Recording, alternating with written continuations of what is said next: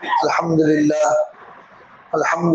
رب العالمین والصلاة والسلام علی سید الانبیاء والمرسلین وعلى آلہ واصحابہ وازواجہ وذریاتہ ومن تبعہم بإحسان الی یوم الدین۔ اعوذ باللہ من الشیطان الرجیم، بسم اللہ الرحمن الرحیم۔ انا انزلناہ فی لیلۃ القدر وما ادراک ما لیلۃ القدر لیلۃ القدر خیر من الف شہر۔ صدق اللہ العظیم وصدق رسولہ النبی الکریم ونحن علی ذلک لمن الشاہدین والشاکرین والحمد للہ رب العالمین۔ میرے محترم دینی بھائیو، اللہ تبارک و تعالیٰ کی طرف سے عطا شدہ یہ رمضان المبارک اور اس کی رحمتیں اور برکتیں، اور خاص طور پر یہ جمعہ کا دن، یعنی ہر طرف سے گویا کہ اللہ کی رحمتوں کا مینا برس رہا ہے۔ اور اس رمضان المبارک میں اللہ نے ہمیں 5 جمعہ عطا فرمائے۔ اس کے بعد ایک جمعہ اور بھی ہے انشاءاللہ، 30 کے رمضان اگر ہوتا ہے تو آپ کو آئندہ جمعہ بھی ملے گا۔ تو 5 رمضان المبارک اللہ تبارک و تعالیٰ نے ہم سب کو عطا فرمائے۔ یہ اس کی رحمتیں اور برکتیں ہیں۔ پہلا عشرہ رحمت کا تھا، جس میں اللہ کی رحمتیں ہی رحمتیں۔ اللہ فرما رہے ہم دیکھ نہیں رہے کون گنہگار ہے کون کیا ہے، ہر ایک کے اوپر ہم اپنی رحمتیں برسا رہے، بس تمہارے اندر میری رحمتیں لینے کی، کیچ اپ کرنے کی صلاحیت ہونی چاہیے۔ ہم اپنی رحمتیں برسا رہے ہیں۔ دوسرا عشرہ اللہ نے مغفرت کا عطا فرمایا کہ میرے بندو رحمتیں لے لی تو اب آ جاؤ، میں معاف کرنے کو بھی تیار ہوں، بلکہ میں اپنے فرشتوں کی جماعت کے ساتھ پہلے آسمان کے اوپر آ کر ان فرشتوں کے ذریعے اعلان کرواتا ہوں، ہے کوئی مغفرت کا طلبگار کہ میں اس کے گناہوں کو معاف کروں؟ ہے کوئی روزی کا طلبگار کہ میں اس کو روزی عطا کروں؟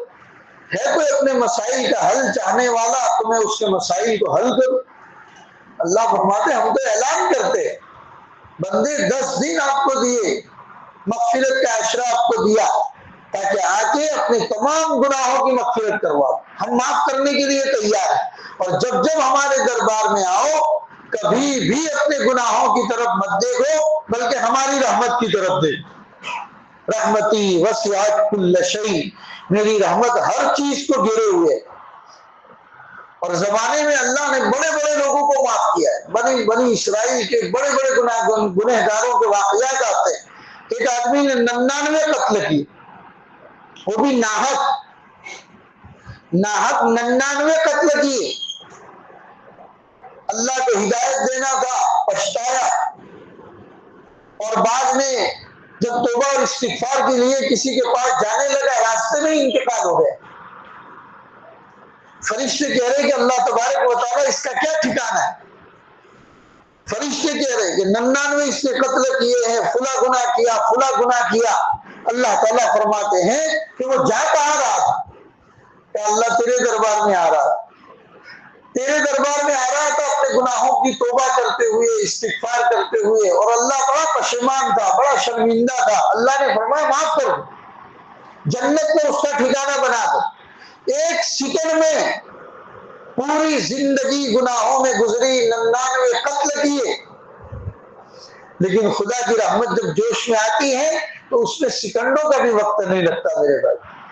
تو کہا گیا مغفرت کا عشرہ ہم نے آپ کو دیا تھا، ہم خوب معاف کرنے والے، ہم تواب ہیں، تواب، تم تمام لوگوں کی توبہ کو قبول کرنے والے، ہم غفور ہیں، ہم رحیم ہیں، ہم رحمان ہیں، اس کی صفات ہے میرے بھائی۔ تو اللہ فرماتے ہیں کہ اپنے گناہوں کی طرف مت دیکھو، میری رحمت کی طرف دیکھو۔ میرے نبی نے تمہیں بتایا رحمتی وسعت کل شیء، میری رحمت ہر چیز کو گھیرے ہوئے ہے۔ بس میرے دربار کے اندر 3 چیزوں کے ساتھ آؤ۔ جو گناہ تم سے ہو گئے اس پر شرمندگی ہو، ان گناہوں کو اسی وقت چھوڑ دو، اور آئندہ نہ کرنے کا پکا ارادہ۔ یہ 3 چیزوں کے ساتھ میرے دربار پہ آؤ، ندامت کے آنسو بہاؤ، آنسو نہیں نکلتے، تمہارا چہرہ رونے جیسا بناؤ، میں معاف کرنے کو تیار۔ کہ اس رب نے ہم سب کو مغفرت کا عشرہ عطا فرمایا میرے بھائی۔ اور اخیر والا عشرہ جس میں ابھی ہم چل رہے ہیں 23واں رمضان، اخیر والا عشرہ اللہ نے جہنم کی آگ سے آزادی کا عطا فرمایا، اور اللہ فرماتے ہیں ہر دن افطار کے وقت جہنم سے اللہ اپنا چلو بھر کے جہنمیوں کو جہنم کی آگ سے آزاد کراتے، سمجھانے کے لیے چلو، اللہ کا چلو کتنا بڑا ہوگا اللہ ہی بہتر جانتا ہے۔ ہر یکم رمضان سے، پہلے رمضان سے اخیر رمضان تک افطار کے وقت اللہ جہنم سے چلو بھر بھر کے لوگوں کو جہنم کی آگ سے آزاد کرتے ہیں، اور جب آخری دن ہوتا ہے تو یکم رمضان سے لے کر اب تک جتنے لوگوں کو آزاد کیا تھا اتنے برابر ایک دن میں آزاد کرتے۔ تو اللہ فرماتے ہم نے دیا مغفرت کا عشرہ دیا آپ کو، اس کے بعد جہنم کی آگ سے آزادی کا، تاکہ تمہیں دنیا میں پروانہ مل جائے، تم اپنے اللہ کے پاس نام لکھا دو اس بات میں کہ اللہ جہنم کی آگ سے ہمیں آزادی دے، بس مانگنا ہے خالی اللہ تبارک و تعالیٰ سے۔ مزید بڑا کہ اس میں لیلۃ القدر اس نے عطا فرمائی، شب قدر اس نے عطا فرمائی، کتنی بڑی رات، انا انزلناہ فی لیلۃ القدر، کہ ہم نے اس قرآن مقدس کو لیلۃ القدر میں اتارا۔ دنیا میں اہمیت کے لیے بڑے بڑے دن گزرے، بڑے بڑے واقعات گزرے، جس دن اللہ کے رسول کو نبوت ملی اس سے بڑا کوئی واقعہ ہو سکتا ہے؟ ارے جس دن محمد الرسول اللہ دنیا میں تشریف لائے، پیدا ہوئے، اس سے بڑا کوئی واقعہ ہو سکتا ہے؟ بڑی اہمیت کے واقعات اور دین اور راتیں گزری ہیں، لیکن اللہ فرماتے ہیں جب قرآن محمد الرسول اللہ پر اتارنے کا ہم نے ارادہ کیا تو ہم نے اس کو لیلۃ القدر میں اتارا۔ لوح محفوظ سے آسمانی دنیا کے اوپر پورا کا پورا قرآن جو ایک ساتھ اترا تھا وہ لیلۃ القدر میں اترا، پھر لیلۃ القدر سے محمد الرسول اللہ صلی اللہ علیہ وسلم کی ذات پر 23 سال میں تھوڑا تھوڑا کر کے اللہ نے اتارا، لیکن پورا قرآن لوح محفوظ سے آسمانی دنیا پر پورا ایک ساتھ لیلۃ القدر میں اتارا۔ اب قرآن کو اتارنے کے لیے جس رات کو اللہ نے پسند کیا اس سے بڑی رات کوئی ہو سکتی؟ انا انزلناہ فی لیلۃ القدر، ہم نے قرآن کو لیلۃ القدر میں اتارا۔ اللہ خود سوال کرتے ہیں وما ادراک ما لیلۃ القدر، تمہیں کیا معلوم کہ لیلۃ القدر کیا ہے؟ کیا تم جانتے ہو لیلۃ القدر کیا ہے؟ تم نہیں جانتے ہو تو اللہ فرماتے ہم خود جواب دیتے ہیں لیلۃ القدر خیر من الف شہر، لیلۃ القدر 1000 مہینوں سے بہتر ہے۔ ایک رات کا کمپیریزن اللہ تعالیٰ کر رہے ہیں 1000 مہینوں کے ساتھ۔ 1000 مہینوں کو اگر جوڑا جاتا ہے تو 83 برس بیٹھتے، 83 سال، یعنی یہ ایک رات پوری زندگی میں آدمی کو ایک رات بھی اگر کسی کو نصیب ہو گئی اور اس کی عبادتیں اگر قبول ہو گئی تو رب کے دربار میں پورے 83 سال عبادت کرنے کا ثواب لکھا جائے۔ 83 سال آدمی کی عمر اگر ہو جاتی ہے تو 83 سال تک عمل کرنے کا، نیک عمل کرنے کا ثواب اللہ کے وہاں لکھا جاتا ہے۔ اس کا شان نزول بیان کیا جاتا ہے کہ اللہ نے یہ سورت کیوں اتاری، انا انزلناہ فی لیلۃ القدر۔ ایک مرتبہ مسجد نبوی میں نبی پاک صلی اللہ علیہ وسلم نے پچھلی امتوں کے واقعات سنائے صحابہ کہ نوح علیہ السلام کے زمانے کی عمر، ایک آدمی کی عمر 800 سال، 900 سال، 1000 سال۔ چنانچہ واقعہ آتا ہے کہ ایک مرتبہ حضرت نوح علیہ السلام گزر رہے، ایک عورت کو دیکھا ایک درخت کے نیچے بیٹھ کے رو رہی۔ حضرت نوح علیہ السلام نے پوچھا اماں کیوں رو رہی؟ عورت کہہ رہی ہے کہ میرا 300 سال کا بیٹا گزر گیا، ابھی تو اس نے دنیا ہی کہاں دیکھی تھی۔ ماں کہہ رہی میرا 300 سال کا بیٹا گزر گیا، ابھی تو اس نے دنیا ہی کہاں دیکھی تھی، ابھی اور جیتا، ابھی سے یہ چلا گیا 300 سال میں۔ تو حضرت نوح علیہ السلام نے کہا اماں وہ 300 سال جی کے گیا ہے اور آپ کہتے ہیں اس کی عمر ہی کیا ہے؟ تو کہتی ہے ہاں بالکل 300 سال اس کی عمر کیا ہے؟ تو حضرت نوح علیہ السلام نے فرمایا جو آخری نبی آنے والے ہیں ان کی امتوں کی عمریں 60 70 80 90 سال ہوگی، اس سے زیادہ نہیں ہوگی۔ تو عورت کہہ رہی ہے اتنی عمر تو میں اس درخت کے نیچے بیٹھ کے اللہ اللہ کرنے میں گزارا، 80 90 سال کی عمر تو میں اس درخت کے نیچے بیٹھ کے خالی اللہ اللہ کرنے میں گزارا۔ اللہ کو یاد کرنے میں گزارو۔ اللہ تبارک و تعالی محمد رسول اللہ نے صحابہ کو یہ واقعات سنائے کہ قوم امانیہ کی اتنی عمر، فلاں نبی کی اتنی عمر، ان کی امتیوں کی اتنی عمر، تو صحابہ کو رنج ہوا۔ صحابہ نے کہا کہ یا رسول اللہ پھر ہماری عمر 80 سال، 70 سال، 90 سال، ہوش ہی آتا ہے 15 سال کے بعد، اور آج کل تو ہم ہوش سنبھالتے ہی ہیں 25 سال کے بعد، اور بلکہ 25 سال کے بعد تو بگڑنے کا زمانہ شروع ہوتا ہے، یوں کہو تو بھی چلے، شادی بچے وغیرہ ہو جاتے ہیں اور بچوں کی شادیاں ہوتی ہیں تب جا کے تھوڑی عقل ٹھکانے آتی۔ آج کل کے زمانے میں 45-50 کے بعد عقل تھوڑی تھوڑی ٹھکانے آنا لگتی ہے، تو پھر جیے ہی کتنا؟ 50 سے 60 سال اگر جیے ہیں تو 10 سال والی زندگی گزاری ہے جو اللہ کی عبادت میں گزاری، بقیہ تو سب غفلت میں گزری۔ یا رسول اللہ اگر ہم 60 سال 70 سال بھی اگر اللہ کی عبادت میں گزار دیں تب بھی ان امتوں سے ہمارا مقابلہ تو نہیں ہو سکتا، وہ تو جنت میں ہم سے بھی آگے ہوں گے۔ تب اللہ تبارک و تعالیٰ نے، صحابہ نے جب یہ سوال کیا، محمد الرسول اللہ کو غم سوار ہوا، اللہ کو اپنے نبی کا غم دیکھا نہیں گیا، تب امت محمدیہ کو یہ رات عطا فرمائی، لیلۃ القدر خیر من الف شہر۔ ارے پوری زندگی میں ایک رات بھی اگر مل گئی تو اللہ کے دربار میں 83 سال کنٹینیو عبادت کرنے کا ثواب۔ اس ایک رات میں 2 رکعت نفل کی اگر توفیق ہو گئی، اللہ کے دربار میں 83 سال تک نفلیں پڑھنے کا ثواب۔ اس ایک رات میں 1 روپیہ 2 روپیہ صدقہ کرنے کی توفیق ہو گئی، اللہ کے دربار میں 83 سال مسلسل صدقات کرنے کا ثواب۔ اس ایک رات میں 3 مرتبہ سورہ اخلاص پڑھنے کی توفیق ہو گئی، اللہ کے دربار میں 83 سال تک مسلسل قرآن پڑھنے کا ثواب لکھا جائے گا۔ کتنا آسان دین ہے میرے بھائیو، کتنا آسان دین ہے، اور محمد الرسول اللہ کی امت کے اوپر جو شفقت تھی، اس شفقت نے اس دین کو اور زیادہ آسان بنایا۔ مان کے لائے اپنی امت کے لیے، اللہ سے اپنی امت کے لیے بہت سہولت مان کے لائے۔ اللہ نے 50 نمازیں دی تھی، امت نہیں پڑھ سکتی ان 50 نمازوں کو، کم کراتے کراتے 5 کرا دی، لیکن ثواب محمد الرسول اللہ صلی اللہ علیہ وسلم کی حیثیت اللہ کے سامنے کتنی کہ اللہ نے خود کہہ دیا یا محمد تمہاری امت نماز گرچہ 5 پڑھے گی، ثواب ہم 50 کا عطا فرمائیں۔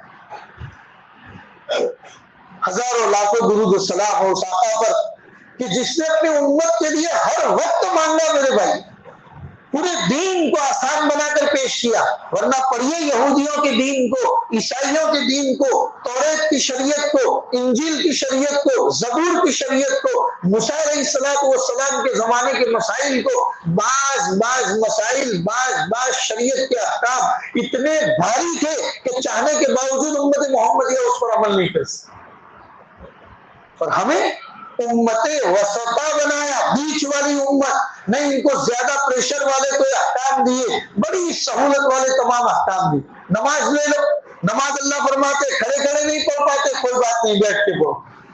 ارے بھائی بیٹھ کے بھی نہیں پڑھ پاتے، کمر میں ایسی لچک ہے کہ جھک نہیں پا رہے ہیں، تو فرما رہے کوئی بات نہیں لیٹے لیٹے پڑھو، لیٹ جاؤ بستر کے اوپر، لیٹے لیٹے پڑھو۔ کیسے پڑھنا ہے وہ مفتی صاحب سے پوچھو، لیکن لیٹے لیٹے پڑھو۔ ارے لیٹے لیٹے بھی ہاتھ پیر ورکنگ کرنے کی پوزیشن میں نہیں ہے، ہاتھ پیر نہیں ہلا سکتے، اللہ فرماتے اشاروں سے پڑھو۔ کتنی سہولت میرے بھائی، کسی اور امت کو اتنی سہولتیں نہیں ملی جو اللہ نے محمد رسول اللہ کے صدقے ہم سب کو عطا فرمایا۔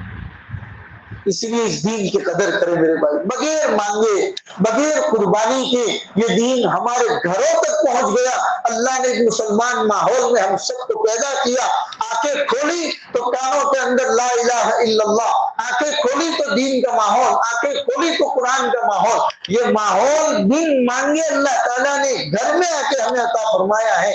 ہمارا کام اتنا ہے کہ اس ماحول کی، اس دینداری کی قدر کرے، اس شریعت کی قدر کرے، شریعت کے احکام کی قدر کرے، اور اللہ نے انہی قدر کی اہمیت کو یاد دلانے کے لیے، ریوائنڈ کرانے کے لیے یہ رمضان عطا فرمایا کہ تھوڑا عمل کر لو، اپنے ذخیرے میں بہت کچھ لکھا کے چلے جاؤ۔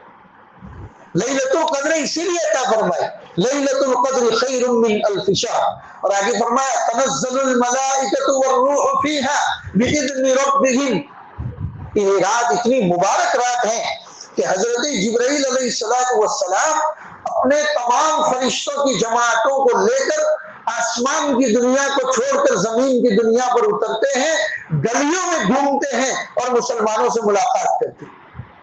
تنزل الملائکۃ والروح فیہا بإذن ربہم من کل امر سلام۔ یہ پوری رات اللہ فرماتے ہیں ہم نے سلامتی والی بنائی ہے، دوسری رات کی گارنٹی نہیں۔ دوسری راتوں میں اگر نیکی بھی ہے تو شر بھی ہے، جنات بھی پھیلتے ہیں، شیاطین بھی پھیلتے ہیں، دنیا کے اندر برائیاں پھیلتی ہیں۔ دوسری راتوں کے اندر بھلائی کے ساتھ ساتھ شر بھی ہے۔ لیلۃ القدر ایک اکیلی ایسی رات ہے کہ اس رات میں اللہ نے صرف خیر رکھی ہے، صرف بھلائی رکھی ہے، کوئی شر کا نام و نشانی نہیں۔ شیاطین چاہے تو بھی اس رات کے اندر شر کو پھیلا ہی نہیں سکتے۔ اللہ نے پوری رات کو سلامتی والی بنائی۔ سلامتی کے معنی مفسرین نے بیان فرمائے کہ فرشتے خود آ کر امت محمدیہ کے نمازیوں سے اور امت محمدیہ کے نیک بندوں سے راستے میں آ کے ملاقات کرتے ہیں۔ صحابہ نے پوچھا یا رسول اللہ ہمیں پتا کیسے چلے گا کہ فرشتوں نے ہماری ملاقات کی؟ تو حضور نے فرمایا، بڑا پیارا جملہ ارشاد فرمایا اللہ کے رسول نے، فرشتے جس آدمی کی ملاقات کرتے ہیں اللہ اس کے دل کو انتہائی نرم بنا دیتے، وہ بات بات میں اس کا دل بھر آتا ہے تو سمجھ جائے کہ فرشتے اس کی ملاقات کر کے گئے۔ سلام ہی حتی مطلع الفجر، ایسا نہیں کہ اس رات میں ایک حصہ خالی رحمتوں والا ہے، نہیں، بلکہ مغرب کے وقت سے رحمتوں کا یہ مہینہ شروع ہوتا ہے اور حتی مطلع الفجر، فجر کے طلوع ہونے تک پوری کی پوری رات سلامتی والی رہتی ہے۔ پوری کی پوری رات کے اندر فرشتے آ کے ملاقات کرتے ہیں۔ پھر صحابہ نے پوچھا یا رسول اللہ تلاش کیسے کرے؟ تو حضور نے فرمایا اللہ نے جب یہ رات لے کر حضرت جبرائیل کو اتارا تھا تو ایگزیکٹ ٹائم اللہ تبارک و تعالیٰ نے بتا دیا تھا اور فرشتے نے مجھے بھی بتا دیا۔ میں بتانے کے لیے باہر نکلا، میں نے دیکھا کہ دو آدمی جھگڑ رہے ہیں، اس جھگڑے کی نحوست سے اللہ نے خود مجھے ہی بلوا دی۔ کتنی بڑی بات! حضور فرماتے جبرائیل نے مجھے بھی بتا دیا تھا ایگزیکٹ ٹائم کہ وہ رات کون سی ہے، 21 کی ہے، 23 کی ہے، 25 کی ہے، 27 کی ہے، جو بھی ہو اللہ نے مجھے پوری کی پوری تعین بتا دی تھی۔ میں بتانے کے لیے باہر نکلا، میں نے دیکھا دو آدمی جھگڑ رہے ہیں، اس کی نحوست سے اللہ نے اس کی تعین کو اٹھایا۔ پھر صحابہ کے سامنے حضور نے فرمایا کہ جھگڑا اتنی نحوست کی چیز ہے کہ شب قدر جیسی تعین کو اٹھا دیا۔ پھر صحابہ کو حضور نے فرمایا میرے صحابہ کیا میں تمہیں نماز سے بڑھ کر، روزے سے بڑھ کر، زکوٰۃ سے بڑھ کر، حج سے بڑھ کر کوئی بڑی عبادت کی چیز بتاؤ؟ تو صحابہ نے فرمایا یا رسول اللہ ضرور بتائیے۔ حضور نے فرمایا صلہ رحمی، آپس میں ایک دوسروں کے ساتھ میل جلال کرنا، یہ اللہ تبارک و تعالیٰ کے نزدیک نماز، روزہ، زکوٰۃ، حج سے بھی بڑا ہوا ہے۔ اور اگر کوئی میل ملاپ کو توڑتا ہے، صلہ رحمی کو توڑتا ہے، جھگڑے کو فروغ دیتا ہے، جھگڑے کو بڑھاتا ہے، تو اللہ کی نظر میں یہ آدمی سب سے زیادہ برا ہے۔ چنانچہ اللہ نے جب صلہ رحمی کو پیدا کیا تھا، صلہ رحمی یعنی آپس میں ایک دوسرے کو ملانا، اللہ نے صلہ رحمی کو پیدا کیا تو صلہ رحمی نے اللہ کے عرش کے پائے کو پکڑ لیا اور کہا اللہ مجھے دنیا میں مت اتاریے، لوگ مجھ سے کھلواڑ کریں گے، رشتوں کو توڑیں گے۔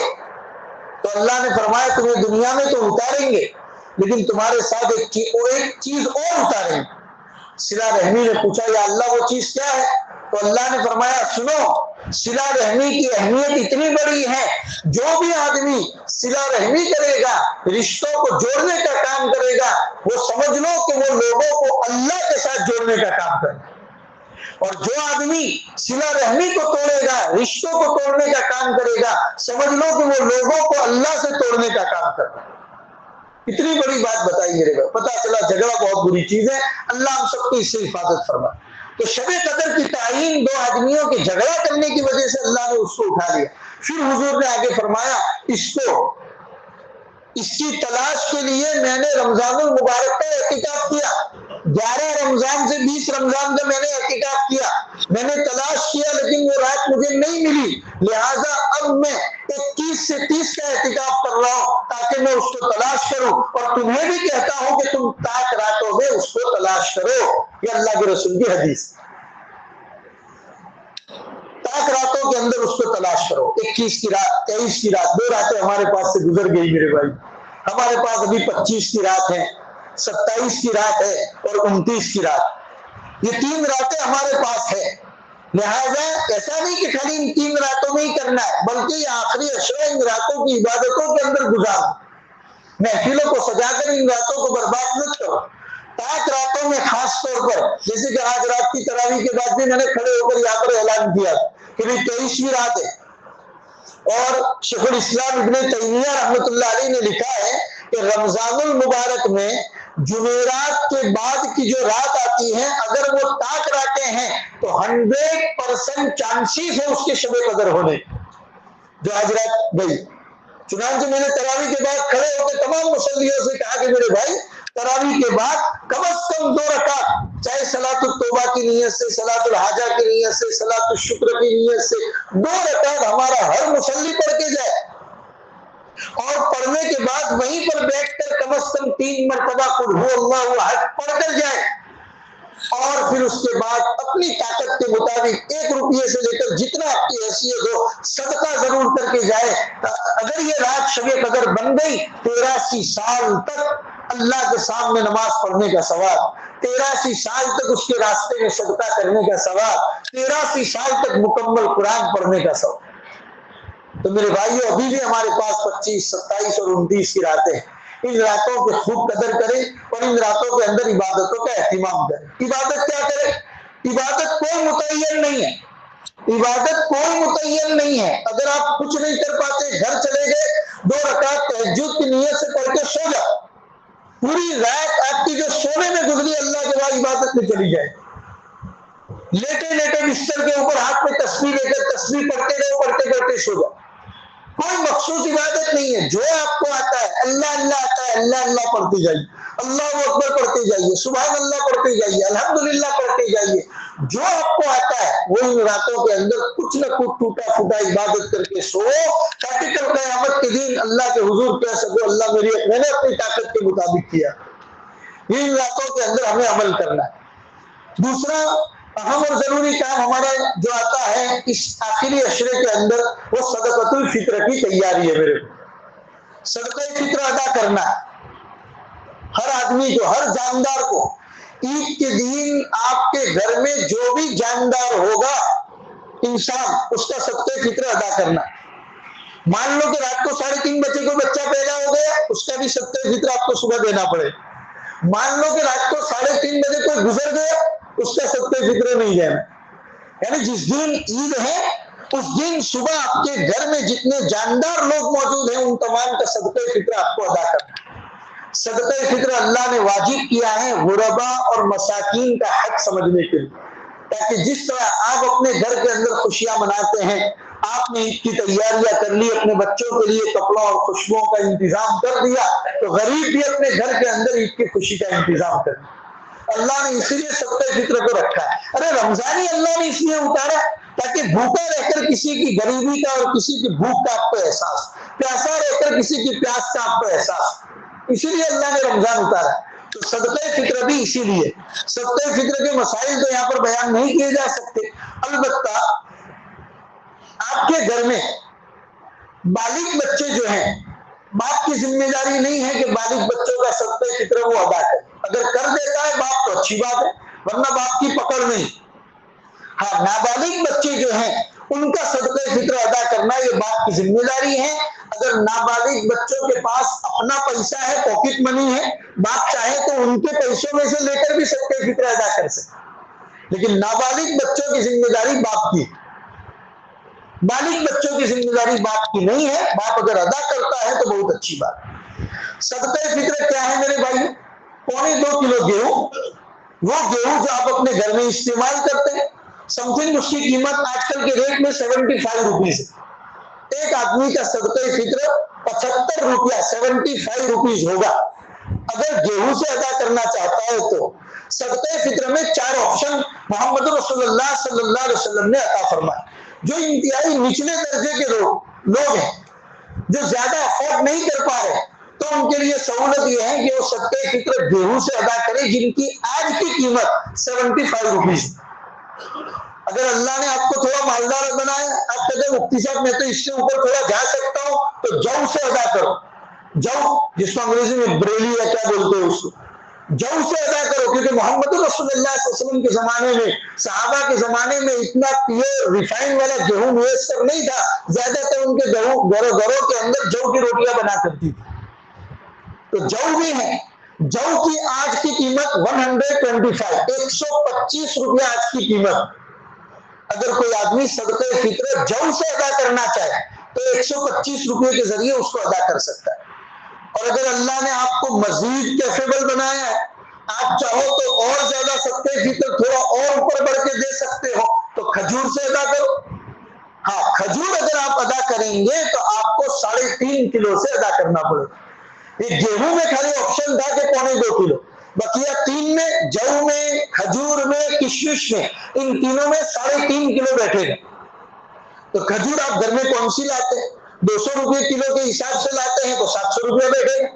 آپ حساب جوڑ سکتے ہو. بہرحال کھجور سے اگر آپ ادا کرنا چاہے تو کھجور سے ادا کیجئے. 3.5 کلو کھجور کا بھاؤ جو آپ گھر میں استعمال کرتے ہیں وہ بازار سے معلوم کریں. نارمل کھجور جو عام طور پر لوگوں کے گھروں میں چلتی ہیں تو اس کی قیمت آج کے حساب سے 875 روپیہ 875 875 روپیہ آج کی قیمت بیٹھتا ہے. درمیانی قسم کا کھجور جو مالدار بھی استعمال کرتا ہے، غریب بھی استعمال کرتا ہے. تو اگر کوئی آدمی صدقہ فطر کھجور سے ادا کرنا چاہے تو 875 روپیہ آج کی ریٹ میں اس کا بیٹھتا ہے. اور اگر کوئی آدمی کہتا ہے کہ نہیں مولانا اللہ نے مجھے دیا اور سال میں ایک ہی مرتبہ دینا ہے اور صدقہ فطر کے ذریعے تو غریبوں کا حق ادا ہوتا ہے، تو کیوں نہ میں کشمش سے ادا کروں؟ اللہ نے مجھے اتنا افورڈیبل بنایا ہے، میں افورڈ کر سکتا ہوں، میں دے سکتا ہوں، تو انشاءاللہ میں کشمش سے دوں گا. تو کشمش سے اگر دینا چاہے تو آج کل کے مارکیٹ ریٹ میں اس کی قیمت ہے 1610 روپیہ 1610 روپیہ اس کی قیمت بیٹھتی ہے کشمش. لہذا میرے بھائیوں، صدقہ فطر ادا کرنے سے پہلے دماغ میں ایک بات بٹھاؤ، مزید آپ کی 2-3 منٹ لوں گا میں، کہ دماغ میں یہ بات بٹھاؤ، اللہ نے مجھے اس قابل بنایا ہے کہ میں صدقہ فطر ادا کرتا ہوں، مجھے کسی کا لینا نہیں پڑتا. پہلے تو یہ بات دماغ میں بٹھاؤ. پھر اپنے آپ کو جج کرو، اپنے آپ کو جج کرو کہ میں کس قابل ہوں. کہ میں اس قابل ہوں کہ عید کی نماز پڑھنے کے لیے نکلوں اور میں 75 روپے صدقہ فطر ادا کر کے جاؤں، جبکہ میرے جیب میں موبائل 1.25 لاکھ روپے کا ہے. میں نے گھڑی اپنے ہاتھ میں جو پہنی ہے وہ گھڑی 500 روپے کی ہے. اگر مجھے کپڑے کے ساتھ اتار دیا جائے تو میں خود لاکھ روپے کا بن جاؤں گا. اور لاکھ روپے کا سامان بدن کے اوپر سجایا ہوا آدمی عید کی نماز پڑھنے جا رہا ہے، صدقہ فطر ادا کر رہا ہے 75 روپیز. شرم کی بات ہے کہ نہیں؟ آپ سوچ سکتے. اپنے آپ کو جج کرو، میں اللہ نے مجھے کس قابل بنایا ہے. سوچو، میں اپنے پورے گھر میں، میرے گھر میں میرے بچے بیوی ملا کے 10 لوگ ہوتے ہیں، 10 کے 10 لوگوں کا اگر میں کھجور سے ادا نہیں کر سکتا، کشمش سے ادا نہیں کر سکتا، کم از کم میرے اکیلے کا تو ادا کروں. میرے بیوی بچوں کا میں گیہوں سے ادا کروں گا، لیکن میرے اکیلے کا تو میں کھجور سے ادا کروں، کشمش سے ادا کروں، تاکہ کسی مسکین کا، کسی غریب کا، کسی بیوہ کا، کسی یتیم کا بھلا ہو جائے. میں نے تو تیاری کر لی اپنے گھر کے اندر، عمدہ سے عمدہ بوٹ شوٹ وغیرہ سب لے کے آ گیا، لیکن محلے میں کسی یتیم کے بچے ابھی بھی انتظار میں ہیں. کاش ہمارے گھر میں بھی کوئی سامان ایسا ہے، ہم بھی اتنی تیاری کر سکے اور ہم بھی اتنا سامان کر سکے. مسکین کا وہ دماغ میں رکھو، اپنے آپ کو جج کرو، فیصلہ آپ کے اوپر ہے. آپ میں سے ہر آدمی مفتی ہے، اپنے گریبان کے اندر جھانک کے دیکھو میں کتنا افورڈیبل ہوں، میں کتنا ادا کر سکتا ہوں. پھر اللہ ہے اور آپ ہیں، اور آپ پھر اس کو ادا کرو. اللہ ان باتوں پر ہم سب کو عمل کی توفیق عطا فرمائے. وصلی اللہ علی النبی الکریم وعلی آلہ واصحابہ اجمعین برحمتک یا ارحم الراحمین.